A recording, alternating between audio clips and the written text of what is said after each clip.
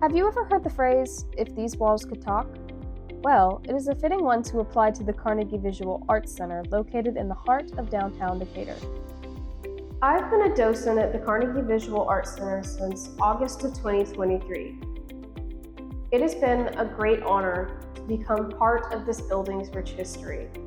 Since it first opened in 2003, the Carnegie Visual Arts Center has been free to the public.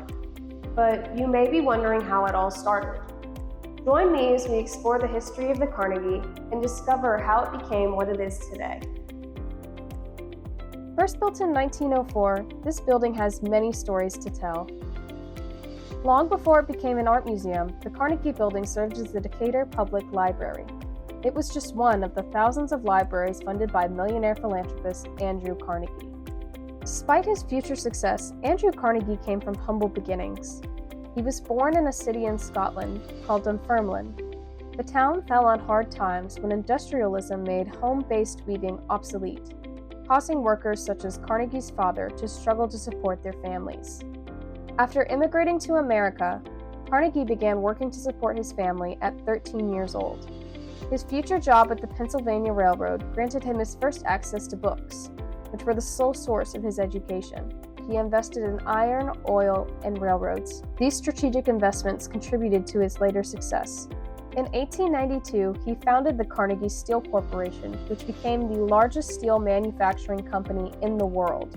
After he sold the company and became a millionaire, Carnegie decided to distribute his fortune to help fund public libraries across the United States. In addition to funding thousands of libraries, his wealth helped to establish numerous schools, nonprofit organizations, and other associations that are still active today.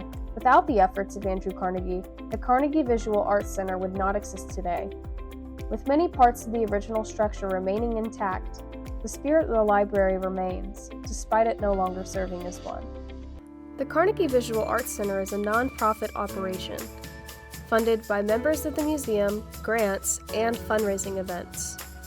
Gallery admission is always free to the public, allowing the whole community access to the art that is displayed in the museum.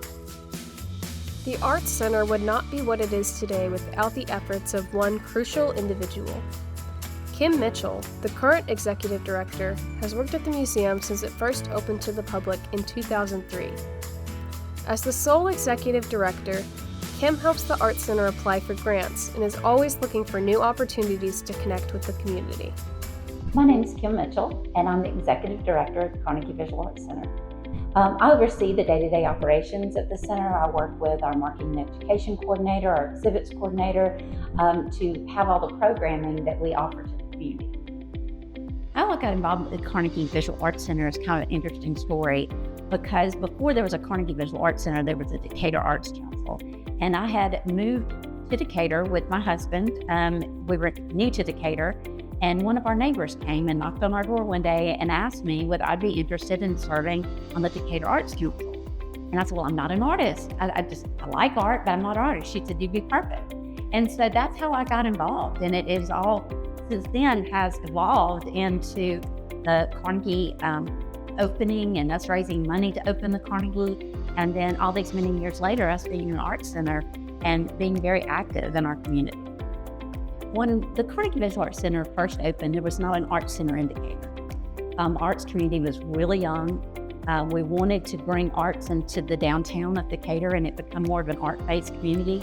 And the Carnegie was going to be a catalyst for that to happen. And since we've been opened, we have a lot more artists in our community and a lot more galleries.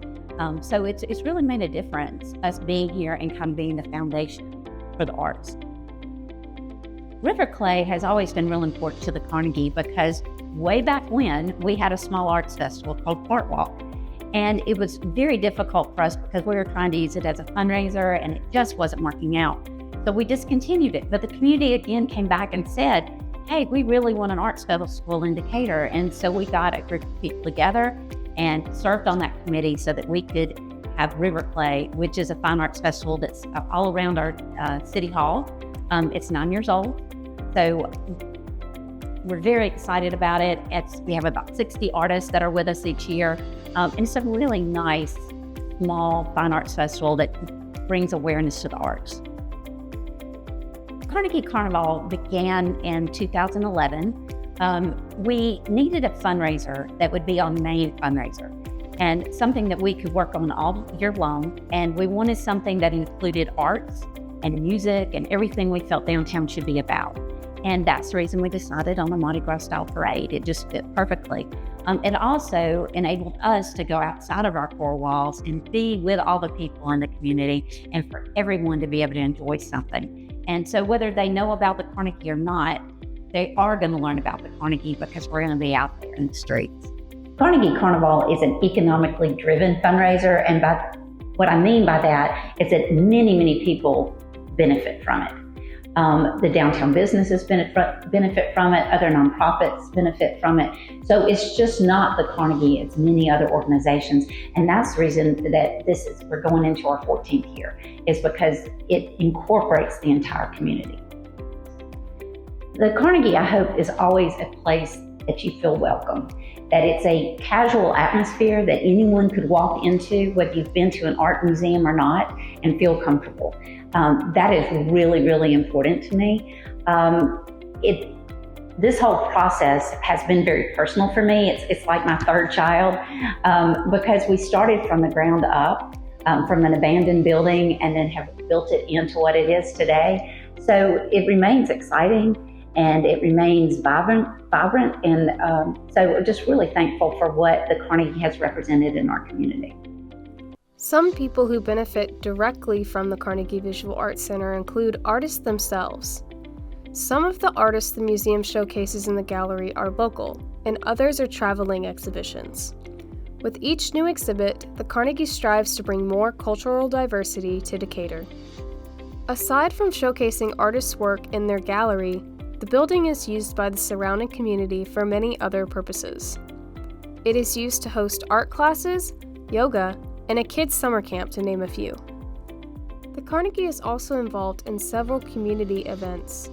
They hold an annual fundraising event called Carnegie Carnival that brings the community together to celebrate Mardi Gras and help raise funds so that the museum can continue to keep art accessible to everyone.